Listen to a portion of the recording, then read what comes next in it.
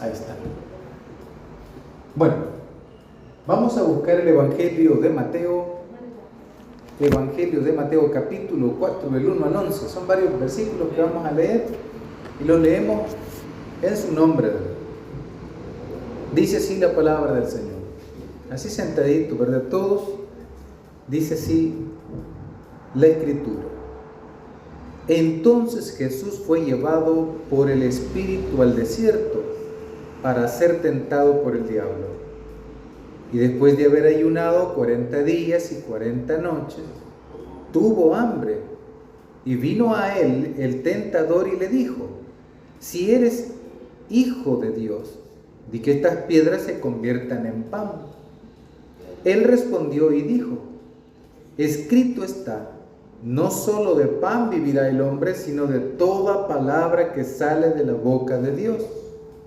Entonces el diablo le llevó a la santa ciudad y le puso sobre el pináculo del templo y le dijo: si eres hijo de Dios, échate abajo, porque escrito está, a sus ángeles mandará acerca de ti, y en sus manos te sostendrán, para que no tropieces con tu pie en piedra.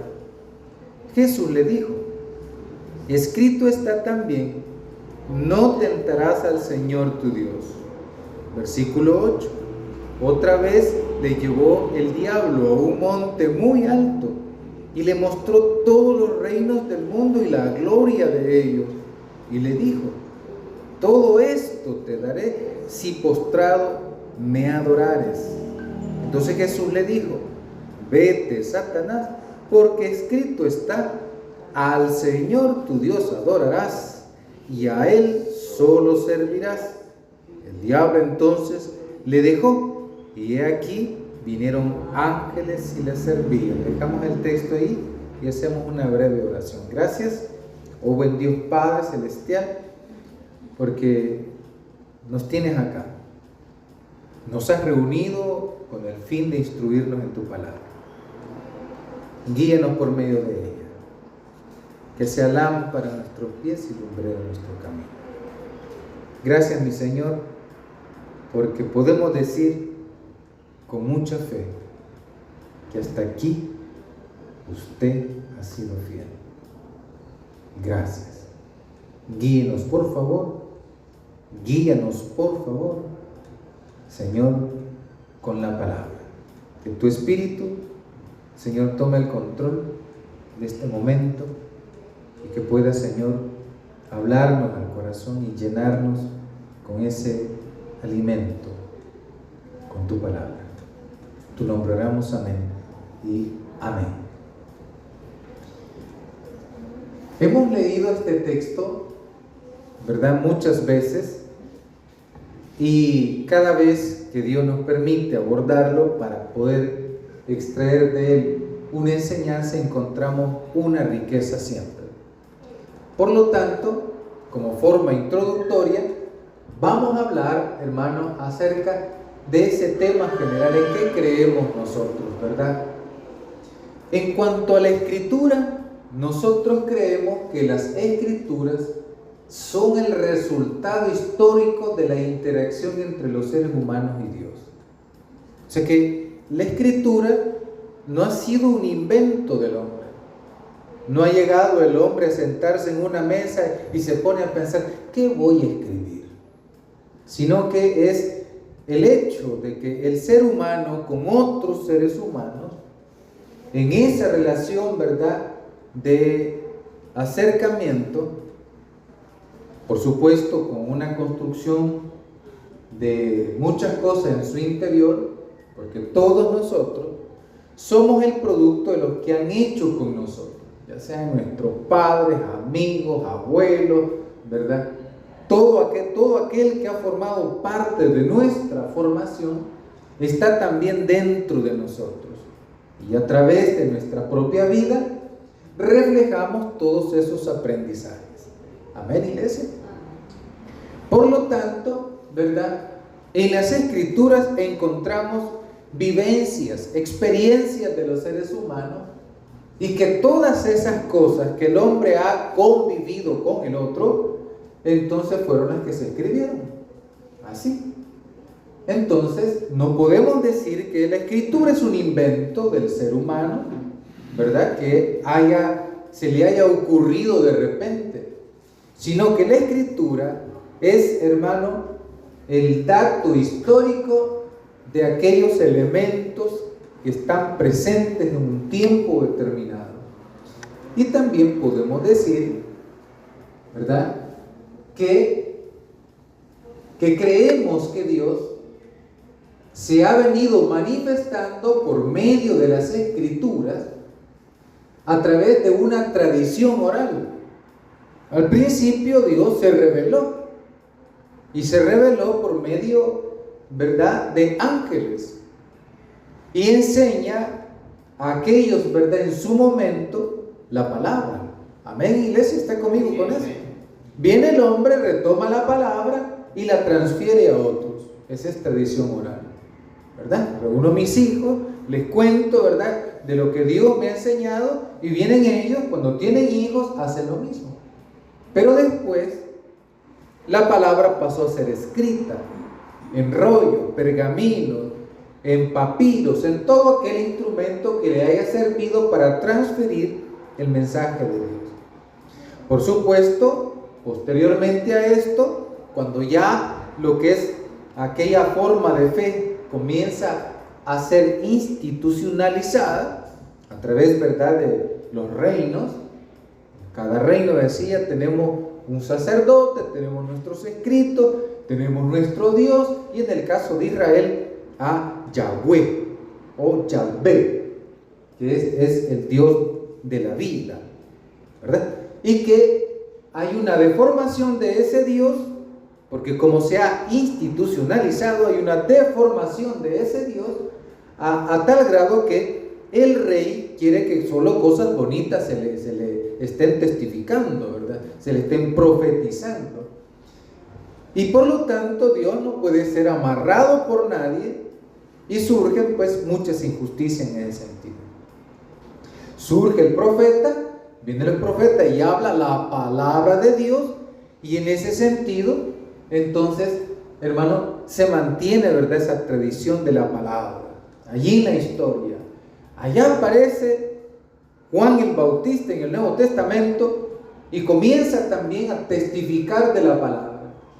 Esa palabra anunciada cobra vida también en el interior de un ser humano, de un hombre llamado Jesús. Cobra vida aquí la palabra. Y en obediencia, ¿verdad?, entonces viene Jesús allá en su muerte, y la reflexión de las comunidades a través de la vida de Jesús. Entonces vinieron ellos y dijeron: bueno, este Jesús, ¿verdad?, es el Hijo de Dios. Entonces comenzamos a ver de que esa revelación que vemos, ¿verdad?, de Dios en el transcurso de la historia, revelándose continuamente, se da su pleno esplendor, si podemos, ¿verdad?, decirlo así. Lo más esplendoroso de la revelación de Dios acontece en Jesús. O sea, que, en otras palabras, podemos decir que las Escrituras son la revelación del Hijo de Dios. Amén, iglesia. Entonces, cuando alguien nos pregunte: ¿y ustedes en qué creen? Nosotros creemos en las Escrituras, pero que estas Escrituras vienen revelándonos al Hijo de Dios. ¿Y quién es el Hijo de Dios? La mayor revelación de Dios en la historia. Vienen los musulmanes y dicen: bueno, la revelación continúa, ¿verdad? Y ahí aparece Mahoma. Mahoma surge alrededor de los años, hermano, 600, ¿verdad?, después de Cristo. Y también ellos dicen que, ¿verdad?, vino a terminar de cumplir lo que había quedado todavía incompleto, ¿verdad? Nosotros no creemos eso. Nosotros creemos que la máxima revelación en la historia de la humanidad, que no va a haber otra después de él, es el mismo Jesús. Amén, iglesia. Bien. Entonces creemos en las Escrituras. Y estas escrituras, hermanos, deben de tener un sentido muy particular para nosotros, un sentido esencial, porque somos creyentes en vista, hermano, que alguien transmitió el mensaje de generación en generación haciendo uso de las escrituras. Pero si vamos a las escrituras, entonces tenemos que darnos cuenta que son las que han venido hablando acerca de Jesús, la manifestación del Mesías, Antiguo Testamento, la revelación de ese Mesías en el Nuevo Testamento a través de la vida de Jesús. Y por supuesto, no es tarea en este momento el poder hacer, ¿verdad?, navegar por lo que es el texto bíblico y decir cómo fue que Jesús se transformó en ese Mesías en el Nuevo Testamento, porque si se le llama también, tú eres el Mesías, el Hijo de Dios, ¿verdad? Así se le denomina. Pero allá, hermano, en Isaías habla acerca, ¿verdad?, del sufrimiento del Mesías. Y ese sufrimiento es el que también, hermano, sufre Jesús, ¿verdad? Valga la redundancia.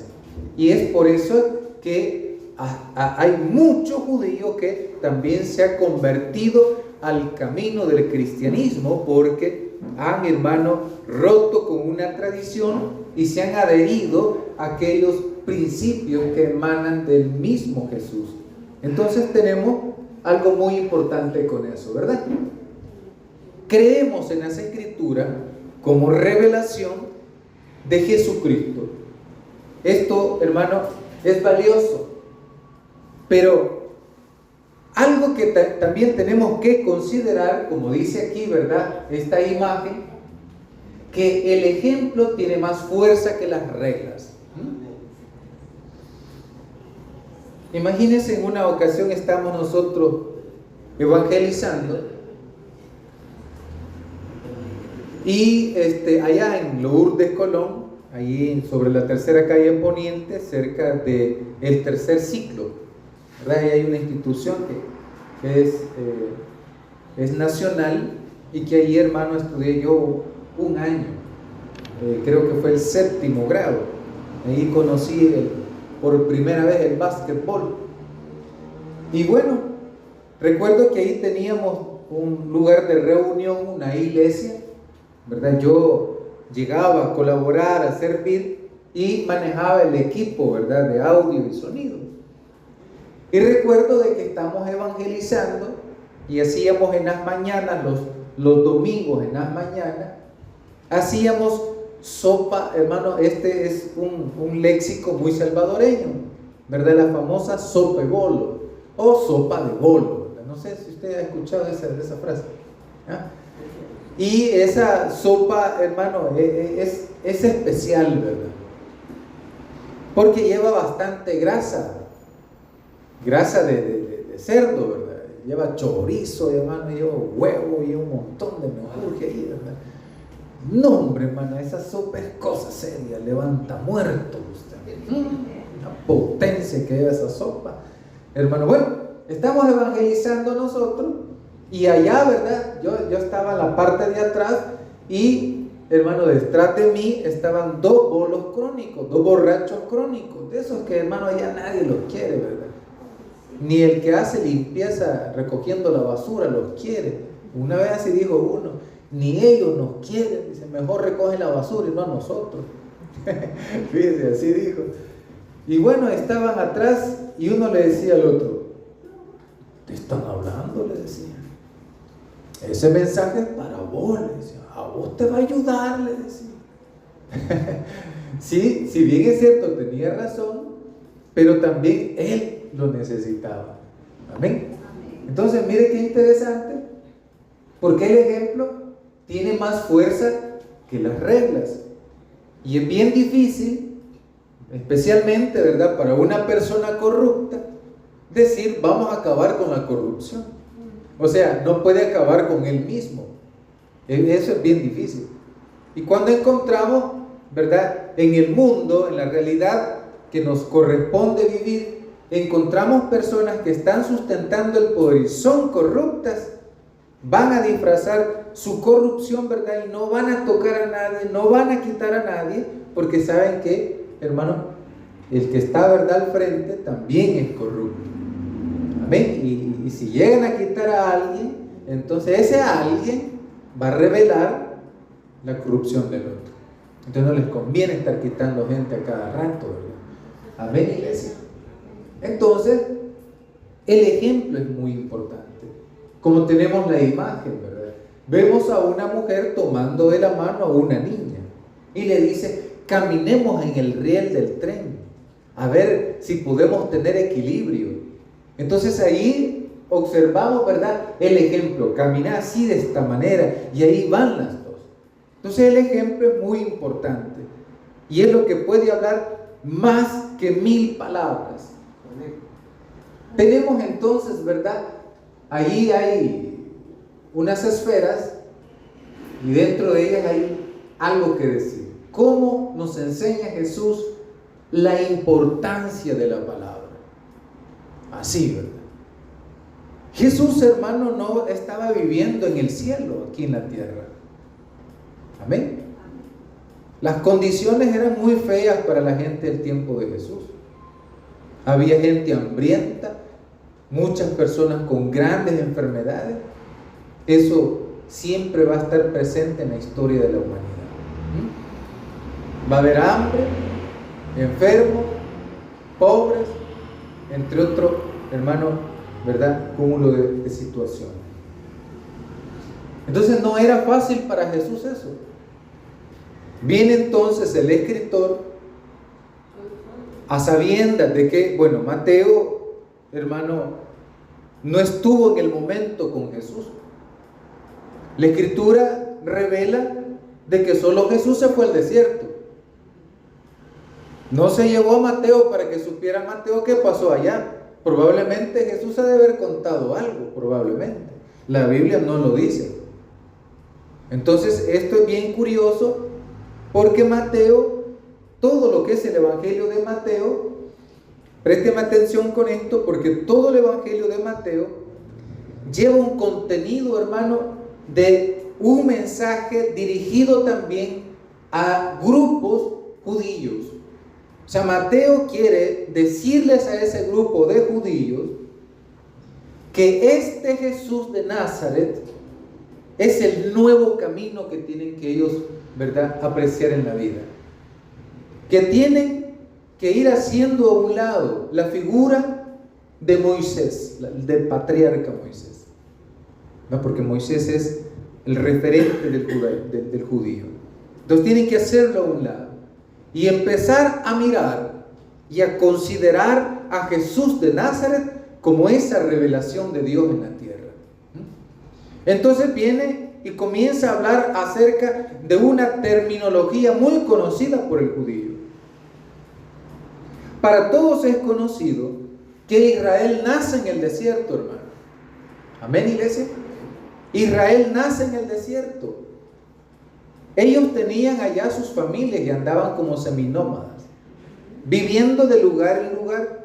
Cuando ya se agotaba el recurso hídrico, cuando ya los pozos se secaban, entonces la familia venía, agarraban todos sus chunches, ¿verdad?, y se iban a buscar otro lugar donde encontraran un pozo. Ya acabando, ¿verdad?, encontraban agüita y decían: aquí nos vamos a quedar. Y se asentaban allí. Entonces Israel, o hermano Jacob, era una familia que vivía en el desierto. Ese era su mundo, ese era su territorio. No era el de Palestina actual o de Israel actual, allá, ¿verdad?, donde tanto pleito se da. Ellos vivían en el desierto, pero de repente se les ocurrió ya no vivir allí. Pero lo que quiero decir, que la vida en el desierto no era fácil. La figura del desierto entonces simboliza una realidad bastante latente para las personas, hermanos, que, ¿verdad?, se han estado esforzando en esta vida para sobrevivir. Entonces tenemos a Jesús dándonos cátedra de cómo se resiste en tiempos difíciles. Porque muchos de nosotros queremos tirar la toalla en ciertos momentos particulares de la vida. Yo ya no quiero seguir con esto, dice uno. Porque muchas pruebas me han venido. Yo ya no quiero seguir con esto. Voy a renunciar. Me voy a ir de la casa, dice el joven.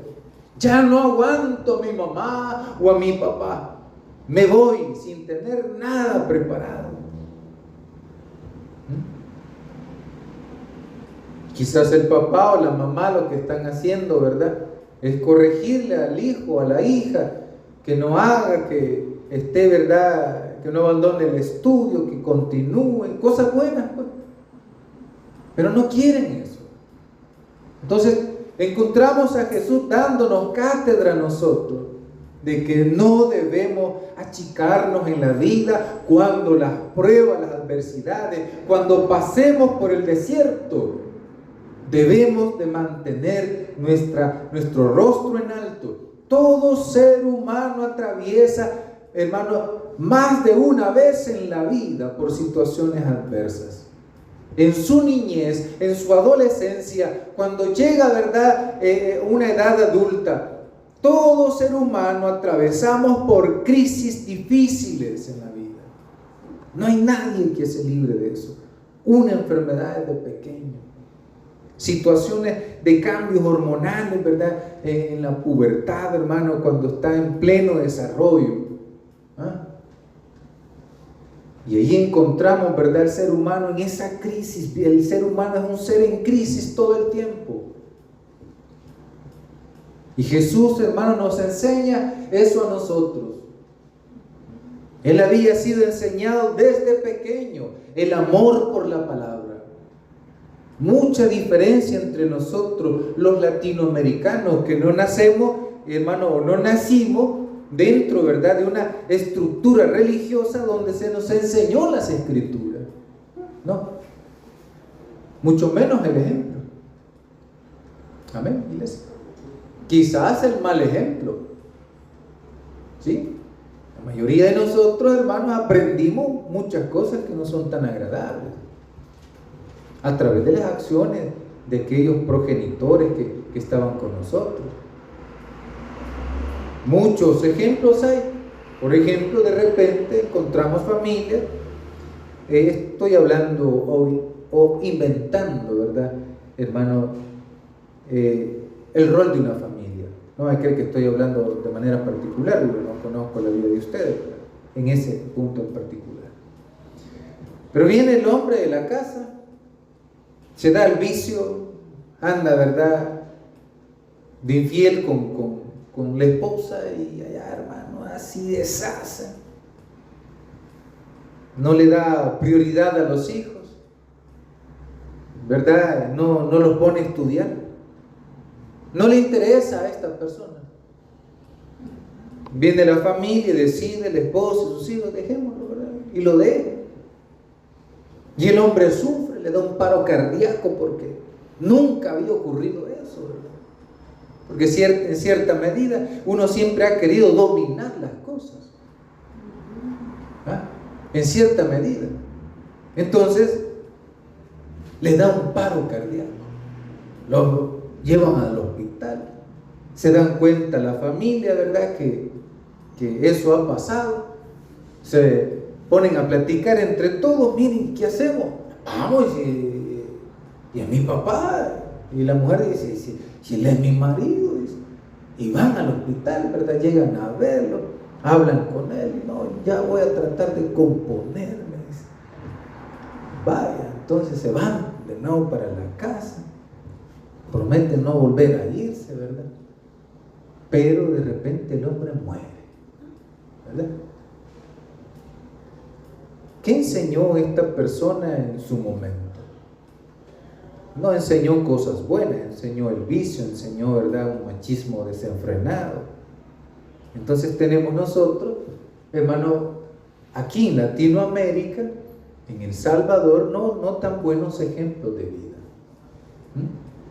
Pero bendito sea Dios, que aunque eso haya pasado, Dios tuvo misericordia de nosotros que le conocimos y que la palabra se acercó a nosotros, no nosotros a la palabra.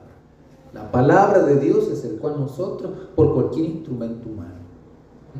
Pudo haber sido un pastor, una mujer predicadora, una pastora, un panfletito, la misma escritura, ¿verdad? Que ha sobrevivido, hermano, por un montón de años. Y uno leyendo la Biblia dice: qué bonito está esto, voy a seguir las enseñanzas de Jesús. Entonces, tenemos a Jesús que nos enseña a nosotros a sostenernos en los momentos más difíciles. A sostenernos en los momentos más difíciles. Porque Jesús, mire qué curioso, cuando Jesús fue bautizado, ¿qué ocurrió según, hermano, algunos evangelios? Marcos, ¿qué dice que hermano, presenció en ese momento? Dice que descendía el Espíritu de Dios en forma de paloma. Amén, iglesia. Dice que descendía el Espíritu, o sea, el hermano fue lleno del Espíritu. Jesús fue lleno del Espíritu. De allí, hermano, encontramos a Jesús siendo, oiga bien, bien interesante, y aquí viene eso que muchas veces nosotros no entendemos, el porqué de algunas cosas que nos afectan profundamente. Uno no sabe en realidad, y uno reclama por el impacto que causa aquello. ¿Por qué a mí? Cuando vienen las cosas malas, y uno dice: ¿por qué a mí?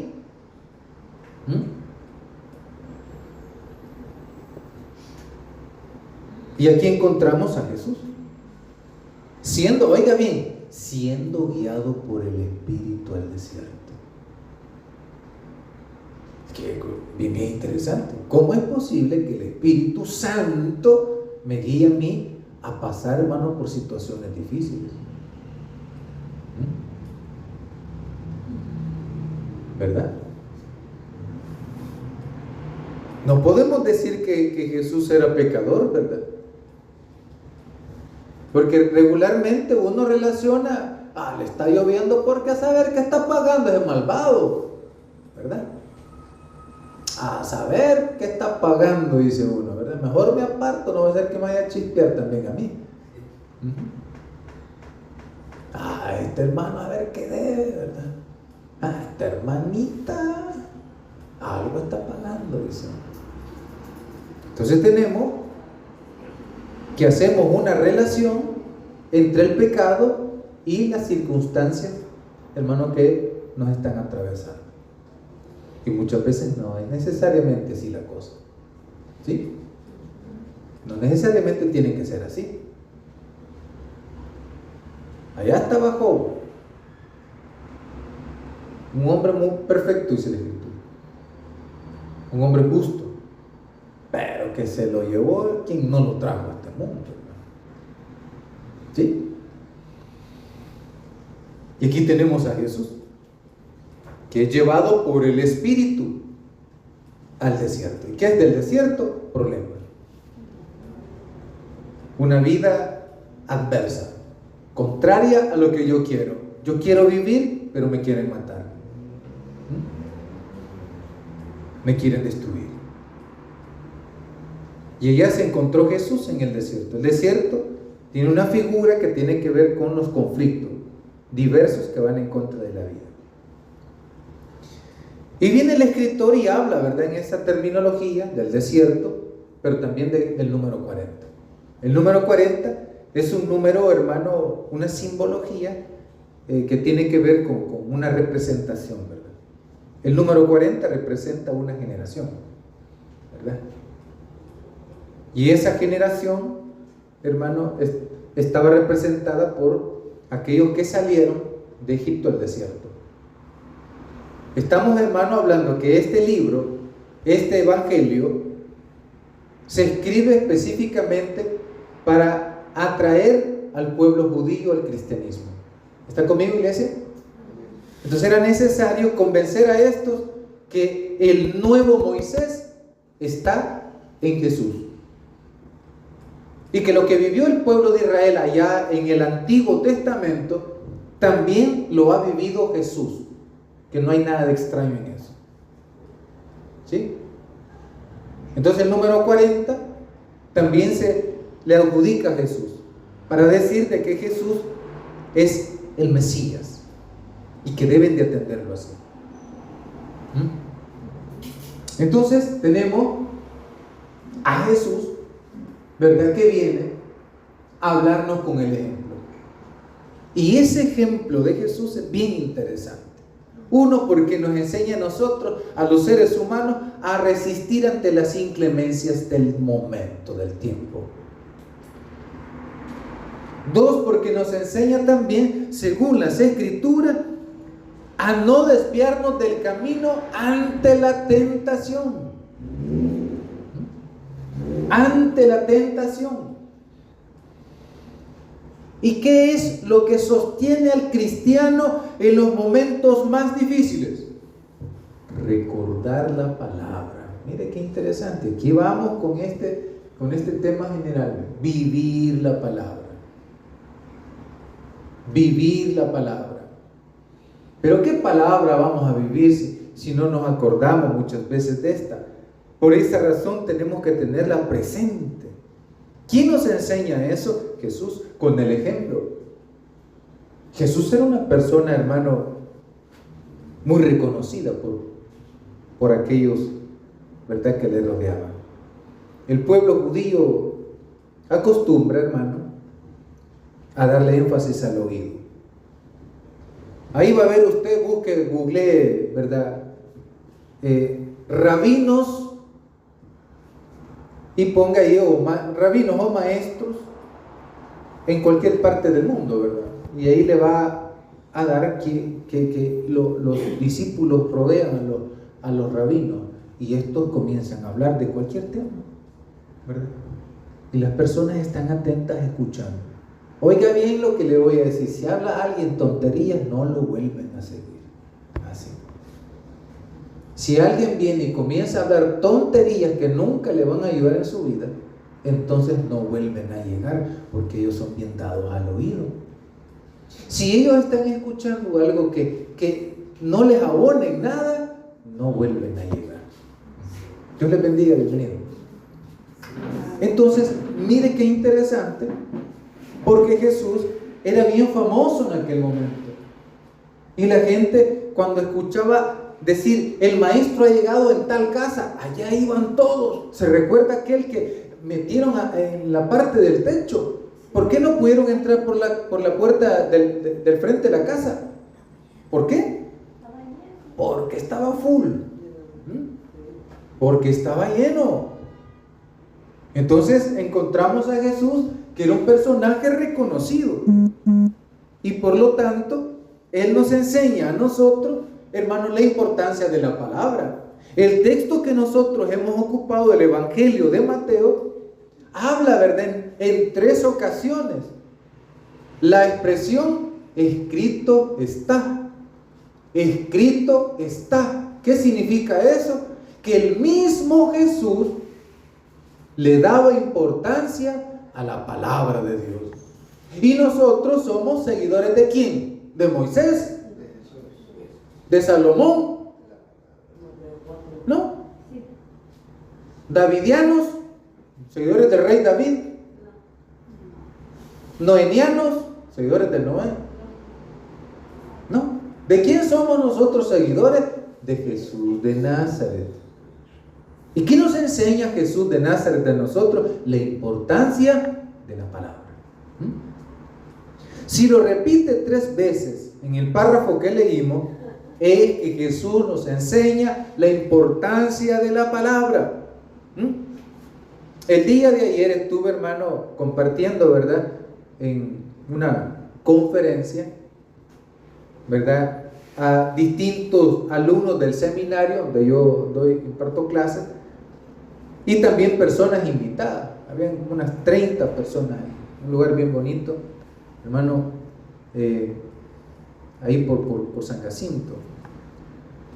Y me llama mucho la atención que, hermanos, las personas llegaron, ¿verdad?, con un corazón dispuesto, un corazón dispuesto.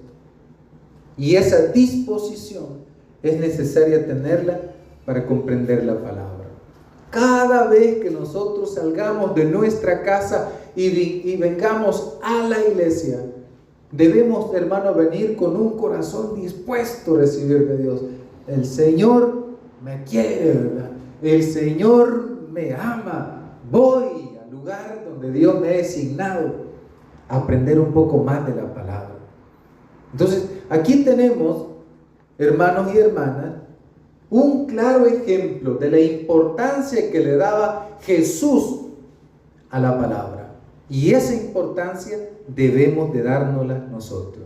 En la exposición del día de ayer, otro ponente habló, hermano, acerca, y eso me gustó mucho, de los tiempos necesarios para poder dedicarle a Dios en oración o lectura de la Biblia.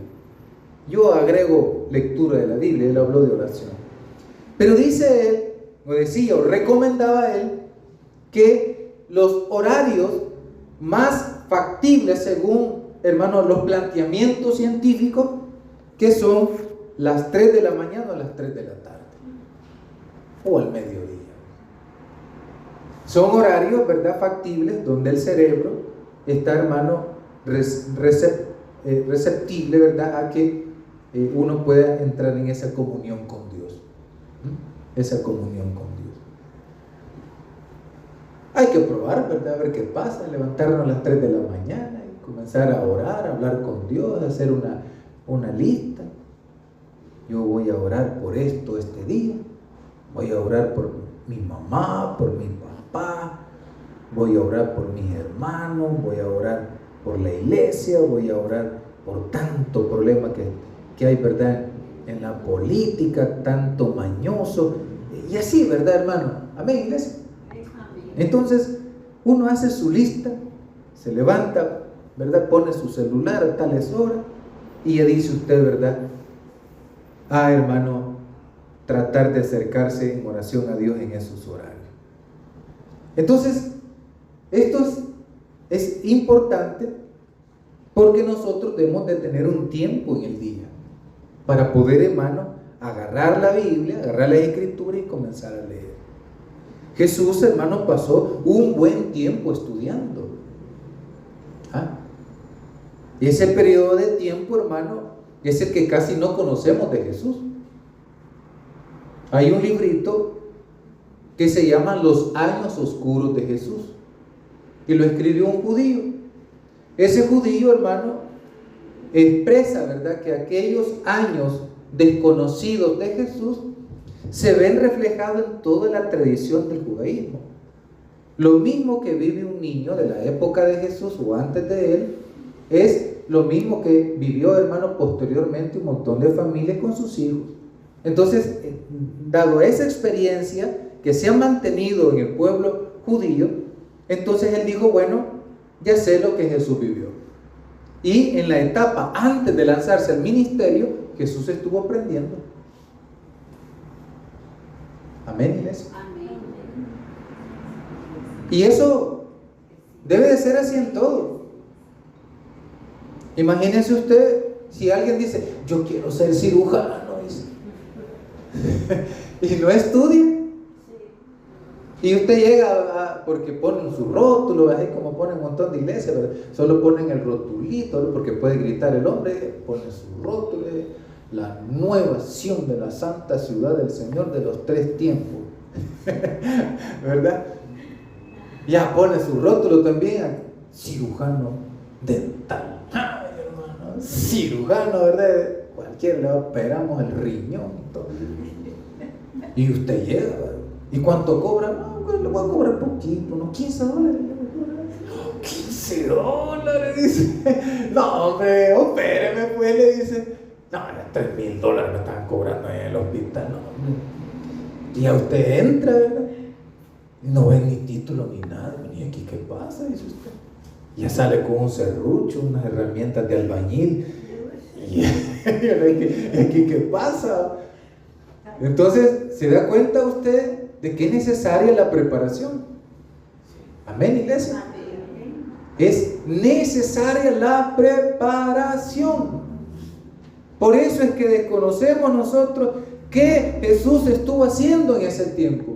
Y, hermano, como le digo, este personaje que escribió ese librito, Los años oscuros de Jesús, habla, ¿verdad?, de todo ese proceso de aprendizaje que tienen los niños, los jóvenes, ¿verdad?, del pueblo de Israel, o el judaísmo en particular. No todo el pueblo de Israel son judíos, pero es bueno aclararlo, ¿verdad?, hablando del judaísmo. Entonces tenemos a Jesús dando el ejemplo. Dice el versículo 1. Aquí nos vamos a meter ya al texto. Entonces Jesús fue llevado por el Espíritu al desierto. ¿Para qué dice? Para ser tentado por el diablo. Bien, la palabra diablo es la contradicción, es la negación, ¿verdad? Por ejemplo, si yo digo bien, entonces porque hay un mal. ¿Estamos? Y ese bien y ese mal no está fuera de nosotros. Ese bien y ese mal, oiga bien, hermano, présteme atención y reflexione hondamente, porque esto no es para cualquiera. Ese bien y ese mal está en nuestro interior. En nuestro interior hay como una bestia que va a depender de nosotros, ¿verdad?, si la alimentamos o no. Entonces, aquí encontramos, hermano, no a un ser fuera del hombre. Encontramos aquello de mal que uno puede llegar a hacer en la vida. Amén. No hay que dibujar al diablo, ¿verdad?, como en la época medieval. No. Sino que el hombre es capaz de hacer cualquier cosa, hermano, porque así se le antoja hacerlo. Mire cuánto asesinato había en aquellos tiempos, hermano, aquí en el país. Asesinatos horribles, hermano. Hace poco estaba, hermano, leyendo lo que es el informe de la persona, de este psiquiatra, del informe que hizo acerca de este hombre, el asesino de Chalchuapa. Cosa sea, dice, está, hermano, coherentemente bien para haber tomado la decisión de asesinar a tantas personas. La última persona que asesinó fue una mujer, fue la que alertó a la comunidad cercana de lo que este hombre estaba haciendo. Se le escapó y salió corriendo, y en lo que ella iba gritando le pegó con un tubo, que era con el tubo con el que mataba a la gente allá adentro, estando allá dentro de la casa. Le pegó y ahí cayó la mujer en el suelo, ¿verdad?, en la calle. Enfrente estaba un sembrador de maíz, creo yo, era, ¿cómo se llama?, una milpa, ¿verdad? Y hermano, yo solo en las películas, ¿verdad?, de terror había visto esas escenas así. Es terrible. Imagínese usted vivir en su casa con un montón de gente muerta en un pozo, ¿cómo se llama?, una fosa clandestina. Solo póngase eso a pensar, hermano. Y eso es horrible, ¿no? ¿Y sabe cuáles eran las características de las personas que esto buscaban? Mujeres con grandes necesidades económicas y mujeres que les gustaba, ¿verdad?, echarse los tapis. Los tapis en buen salvadoreño, ¿verdad?, usted ya sabe, que les gusta andar tomando bebidas, ¿verdad?, alcohólicas. Así se las llevaban y estando allá las mataban.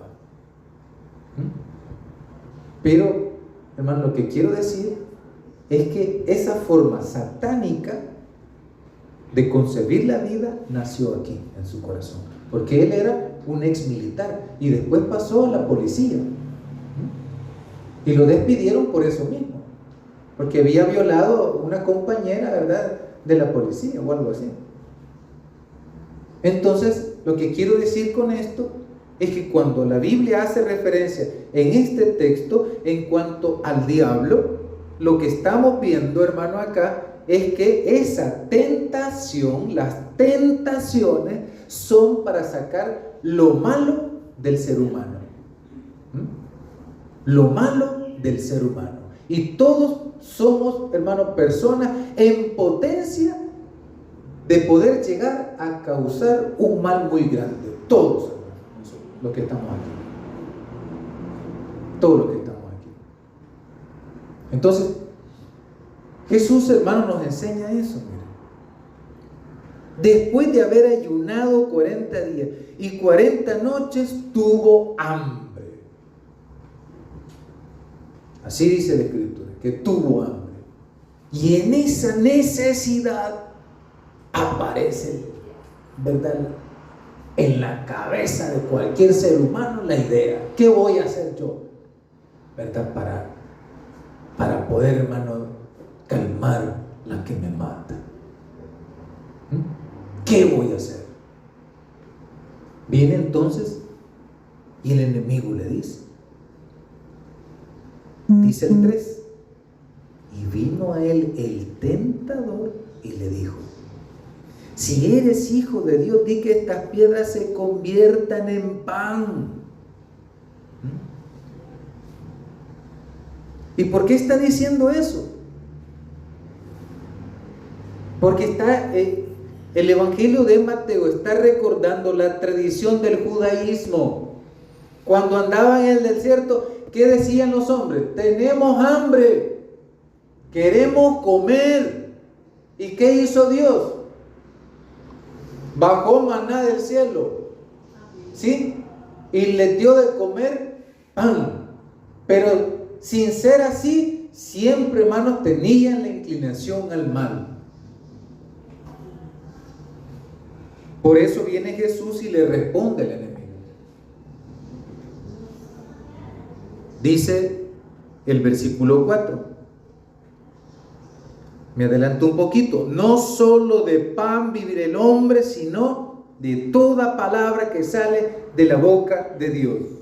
¿Qué nos está diciendo con la afirmación de Jesús, con esta expresión, hermanos y hermanas? De que en el mundo vamos a tener, hermano, ¿verdad?, un montón de cosas, pero que nunca debe de faltarnos la palabra de Dios. Amén. Podemos tener las tortillitas allá en el freezer, o abajito del freezer. Podemos tener, hermano, el chompipe, ¿verdad?, el pollito amarrado para darle después en el neck después del culto. Podemos, hermano, tener cualquier otra cosa para poder alimentarnos, ¿sí? Podemos tener mora sembrada en la casa, con un par de huevitos, y uno dice: por aquí puedo hacer mi sopita, dice uno, ¿verdad? Puede tener chipilín también. Y dice usted, ¿verdad?, cortar las ramitas ahí de su casa y a quitarle las hojitas, a lavarla, ¿verdad?, a echarle la sopita Maggi, ¿verdad?, para que quede con más gusto. Le pone unos 4 huevos, ¿verdad?, porque son 4 de la casa. Y después el chilito, ¿verdad?, con las tortillas bien tostaditas, que como truenan cuando uno las muerde, ¿verdad? Y hasta se quema uno un poquito. Y vamos para adentro, ¿verdad? Amén, iglesia. Bueno, imagínese usted. Vamos a tener todas esas cosas en algún momento. Ahí están, ¿verdad?, esperando. Pues así hay que tener también la palabra de Dios. Porque ¿de qué le sirve al ser humano llegarlo a tener todo y no tiene a Dios en su vida? ¿De qué le sirve al ser humano tenerlo todo en la vida y no tiene a Dios? ¿Y sabe qué es lo que más se afana el ser humano? Nos afanamos tanto en las cosas materiales. No estoy diciendo que no lo hagamos, porque hay que comer. Pero por eso Dios nos ha dicho: descansemos por lo menos un día en la semana. Amén, iglesia. Descansemos por lo menos un día a la semana, que no se nos olvide la palabra de Dios. Y cuando vengan esos desánimos, aquí en la mente, ¿verdad? Aquí en la mente, comencemos a decirle, no es posible. Ay, es que me siento mal, me siento enfermo. Bueno, nos adelantamos, hermano, y decimos, es que siento que me voy a enfermar, dice. Y la mente trabaja rápido, tal, al ratito se enferma. Y si se queda en la cama, ay, hermano, no, hombre. Le duele aquí la panza, ¿verdad? La barriga, de repente la pierna, la entrepierna, ay, eso no, me duele todo. Porque uno le ordena la cabeza también. Uno le ordena al cerebro y le dice al cerebro, estás arruinado también.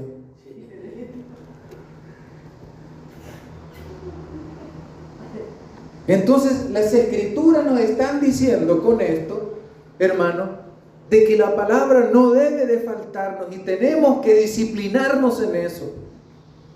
Tenemos que hacerlo. Disciplinarnos porque somos creyentes. Somos hijos de Dios. Somos, hermano, parte, ¿verdad?, de Dios hoy. ¿Y quién nos dio ese ejemplo? Jesús. Jesús resistió a esa tentación y nos hace la invitación a resistir también a esa tentación. Que cuando venga el diablo, ¿verdad?, a poner sus ideas en nuestras mentes y en nuestros corazones, le digamos, no, va a causar eso en mi vida. Amén, iglesia. Bueno, ese es el ejemplo de Jesús, hermano. Hay que dar ejemplo nosotros también. ¿Cómo nos enseña Jesús la importancia de la palabra? ¿Verdad? A pesar de las circunstancias, no solo de pan vivirá el ser humano, sino de toda palabra de Dios. Amén, iglesia. Amén. Mire qué bonito esto otro. ¿Cómo nos enseña Jesús además de eso? Bueno, nos enseña de que a Dios nadie lo va a extorsionar. Esto era bien común. Hoy hay un montón de, ¿verdad?, de personas en el gobierno que si uno no se cuida, hermano, también lo pueden fregar. Dicen que es la nueva clica. Hay que tener cuidado, ¿verdad? Dios no puede ser extorsionado. ¿Qué dice Mateo capítulo 4 del 5 al 7? Veamos pues qué nos dice. Entonces el diablo, como ve de que no se puede hacer nada por ese lado, ¿verdad?, y que el hermano ya va a retomar después de esto su oración, su lectura bíblica, no le puedo hacer nada de esto, voy a ver por qué lado lo agarro, dice. Versículo 4. Él respondió y dijo, escrito está, no solo de pan vivirá el hombre, sino que toda palabra de Dios. Bien, el 5. Entonces el diablo le llevó a la santa ciudad y le puso sobre el pináculo del templo, lo más alto del templo. Y le dijo, si eres hijo de Dios, ¿qué le dijo? Échate abajo, porque escrito está, a sus ángeles mandará cerca de ti y en sus manos te sostendrán para que no tropieces con tu pie en piedra. Jesús le dijo, escrito está también, no tentarás al Señor tu Dios. Bien. Aquí, hermanos, tenemos un caso bien particular, porque quiere, ¿verdad?, agarrarlo por cualquier área de la vida. El enemigo va a hacer eso. Si no nos agarra, ¿verdad?, por la idea aquí, hermano, en nuestra cabeza, por cierta área, nos va a querer agarrar por otro lado. Ve de que es por gusto, usted siempre sigue viniendo a la iglesia, ¿no? Por más que yo haga o deshaga, siempre va a estar a la iglesia. Voy a ver qué hago por otro lado, ¿verdad? Amén, iglesia. Voy a ver qué hago, dice. Y viene, ¿verdad?, y dice el texto, ¿verdad?, como dándole una orden también, porque en todo, ¿verdad?, hace uso de la palabra. Mira, hermano, hay que tener mucho cuidado porque hay personas que conocen mucho la escritura. Hay mucha gente que conoce las escrituras. pero no necesariamente están siendo bien interpretadas.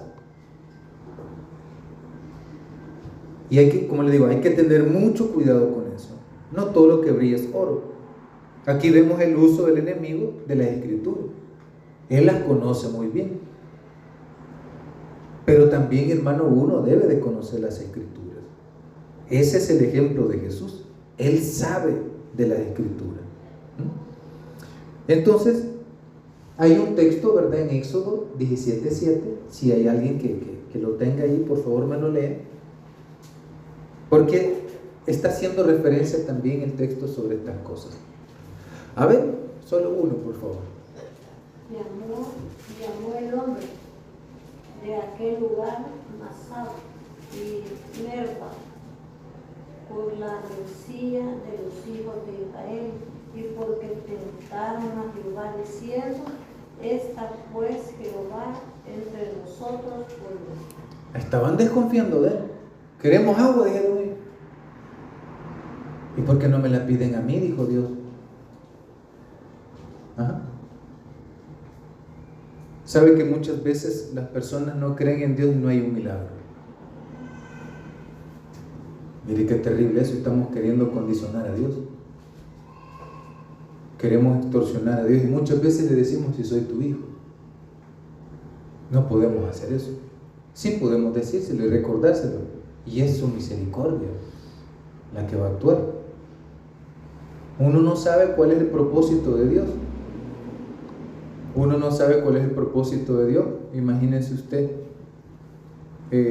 tuve de alumna una hermana, ¿verdad?, allá desde una iglesia en Ilopango, que iba el hijo, ¿verdad?, a cierto lugar, y ellos iban juntos, pero el hijo se le adelantó, y en eso le salió una persona queriéndolo, en buen salvadoreño, ¿verdad?, hay un léxico salvadoreño, y queriéndolo machetear. Era un hombre adulto mayor, de esos que se han criado en el campo, que son bien fuertes, hermano. Y con el machete comenzó a darle al joven. Vino ella y se metió, ¿verdad? Una mujer servidora de su iglesia, y se metió. Y como uno no sabe pelear, uno no lo preparan en Kung Fu o en cualquier arte marcial. Y comienza a defenderse con las manos, a meterle las manos, y terminó asesinándola. Así. Cuando yo me di cuenta de eso, a mí me partió el alma. Yo soy bien sensible, hermano. Pero a mí me partió el alma eso, saber de que uno de mis alumnas había sido asesinado. Yo no podría preguntarse, ¿verdad?, ¿por qué? Pues, si somos tus hijos. Hubo un cantante también que compuso muchas alabanzas, murió de cáncer. ¿Ves? Y uno se pregunta, ¿por qué, pues? Y no somos tus hijos, pues. Si uno no quisiera que estas cosas pasaran, pero pasan, suceden. Hace poco vi otra noticia. Un joven se le murió, un hijo de una hermana, otra alumna, se le murió allí en el lago de Ilopango, ahogado.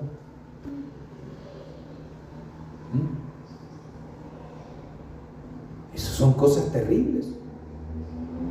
Y como le digo, ¿y qué vamos a hacer nosotros? Llega un momento que uno debe de aceptar la voluntad de Dios. Es que a Dios no se le puede extorsionar, no podemos obligar a Dios, es por su infinita misericordia, hermano. Y aún le digo, así se lo digo, hermano, ¿verdad?, que cuando cosas así acontecen, solo el mismo Dios nos puede consolar. Yo puedo decir también que ningún ser humano puede llegar a consolarnos en la pérdida de un ser querido. Ningún ser humano puede consolarnos, solo Dios. Amén. Solo Dios. Es el refugio en la soledad que nos va a dar a nosotros fuerza en la debilidad, ¿verdad? Entonces tenemos acá que estos hombres en el Antiguo Testamento quisieron extorsionar a Dios, ¿verdad? Dios obró, pero ya, hermanos, las cosas habían cambiado. Entonces tenemos acá en el versículo 7, diciéndole, ¿verdad? Jesús al enemigo: no tentarás al Señor tu Dios. Entonces tenemos una mala interpretación: échate abajo. Igual aquel caso, ¿verdad?, donde hubo una persona que recibió de un maestro, esto es un cuento hindú, que recibió de su maestro, ellos le llaman mantra, pero es el poder de una palabra, ¿verdad? Y le dijo: créelo que tú caminarás sobre los mares, le dijo, así. Y vino ella y dijo: sí, está bien. Y ella siempre iba a visitar a su familia y se atravesaba un río. Y pasó, ¿verdad?, el río, regresó, pero un día dice que cayó una buena tormenta, el río creció. Y dijo ella: bueno, dijo, si mi maestro me dijo que yo tengo el poder para caminar sobre los mares, este río no es nada, dijo. Y creyendo eso, pasó caminando sobre el agua del río. Usted llegó al otro lado, hizo lo que hizo, se regresó y dijo el maestro: ve, qué bonito. Yo tengo la necesidad de ir allá, y como yo le di esa palabra a esta mujer, yo también puedo hacer. Y solo ahogarse se fue el hombre. ¿Ah? Entonces, mire qué interesante, ¿verdad? Porque aquí encontramos las interpretaciones que, hermanos, pueden estar erradas y uno las puede creer como reales para uno. Amén, iglesia. Entonces, esto es valioso, porque esto tiene que ver entonces con una mala interpretación. El enemigo está hablando del texto bíblico, pero no está siendo bien interpretado. No se puede tentar a Dios de esa manera. ¿Ah? Si Dios hizo allá un milagro, no necesariamente vaya a hacer lo mismo conmigo. Posiblemente Dios obre de otra manera. Amén, amén, iglesia. Pero yo no puedo obligar a Dios a que haga una obra milagrosa. No, por su infinita misericordia Él puede hacer algo, o puede repetir algo también. No me puedo cerrar que Dios no vuelva a hacer nada igual. No sé si me doy a entender. Amén, iglesia. Pero yo no puedo extorsionar a Dios. Es por su infinita misericordia. Entonces, la palabra nos enseña eso también: a saber interpretar bien las escrituras, a preguntarnos nosotros mismos: ¿será así o no será así?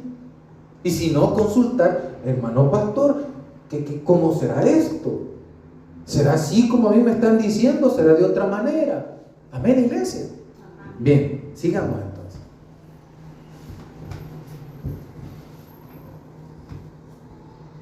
¿Cómo nos enseña Jesús la importancia de la palabra?